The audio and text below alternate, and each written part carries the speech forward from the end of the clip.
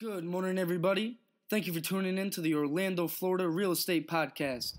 Today, we're sitting beside a guest star, Forbes 500 real estate investor, real estate agent, and businessman, Alec Monty. Alec, it's a pleasure to have you here today. Thank you for giving us your time. How are you doing this morning? I'm doing great, man. Thanks for having me. I'm excited to be here. Hey, well, we appreciate you coming all the way here from Silicon Valley. You're 28 years old. You've been all over Forbes magazine since you were 23 for your successes. How about you tell us a little something about yourself? Well, it all started off 10 years ago, and I had a dream that was so big that it hurt my head. All I wanted was success, and a class that I took my freshman year at Valencia really jump-started my career. The class was called SLS, and it clearly gave me a purpose and helped me identify strengths that I didn't really know that I had, which would soon propel me into the millions that I would make through real estate and small business ownership. How did you come to understand your purpose in life?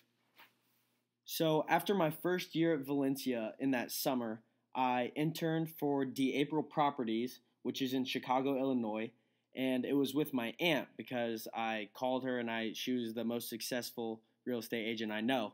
And I called her and I told her that I really needed an internship with somewhere that would be good on my resume. And of course, she took me in. She taught me everything she knew. But the most important thing that she told me to take away from that summer, work smarter, not harder. Because in real estate, you can work 90-hour weeks and still be making not what you would hope for and not what you planned on initially when you got into real estate. So you're saying that there's people who are working more hours, but they're not getting the results that you necessarily get?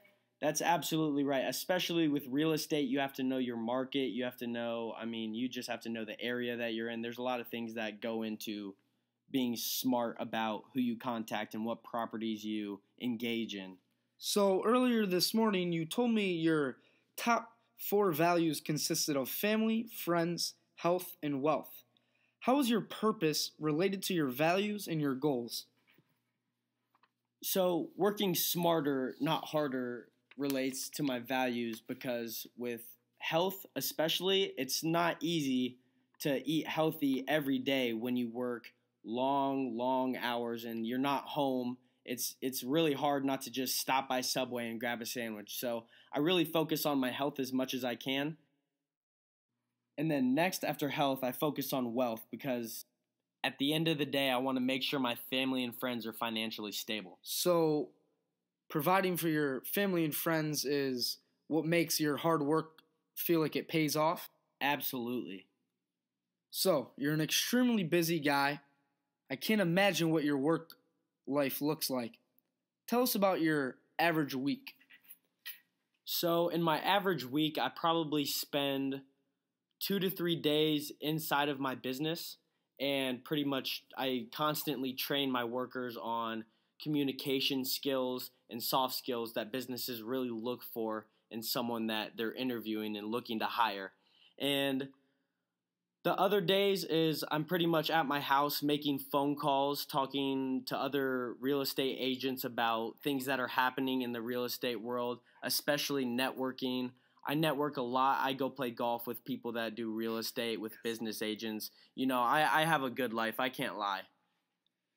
Sounds like something we all need to shoot for. For our viewers right now who are following the path you took, do you have any recommendations for them? Maybe any specific licenses? I do. You have to do pre-licensing, which I recommend you start out as early as possible. I started it at the age of 19, my summer going into my junior year. And from there, I got my pre-licensing, and then the next summer, I got my licensing, which took a lot of work. It was pretty expensive, but it pays off immediately after. Great advice. Next question.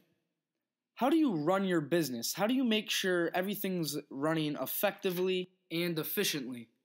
The most important thing about running a small business is communication. I have great communications with my staff, with my managers, and everybody that works for me. I know them on a first-name basis, and they contact me if they need anything. So in your latest article, it says you have over 500 employees. Yes, that is correct. Now, I can't even keep track of myself. I cannot imagine being responsible for over 450 employees. There must be some secrets. There must be some techniques that you use every day. Could you share some of the strategies you deploy on your day-to-day basis to make sure that everything runs smoothly and the way you want it to? So, the most important thing in owning a business and being a boss to over 400 people is showing every single one the level of respect that you would want given to you. And it may seem like cliche to say that, but it is very true. Respect goes a long way, and I always put myself in my employees' shoes before I talk to them. Empathy, gratitude, things we all need to be successful. It's obvious that you deploy these characteristics every day, otherwise you wouldn't be where you are. To wrap things up, how did you acquire your business skill set, the mindset that you carry every day? So again, my freshman year at Valencia, while I was in that class, those special strengths were provided to me as critical thinking and competitive and restorative, and all of those things describe me because I like to solve problems.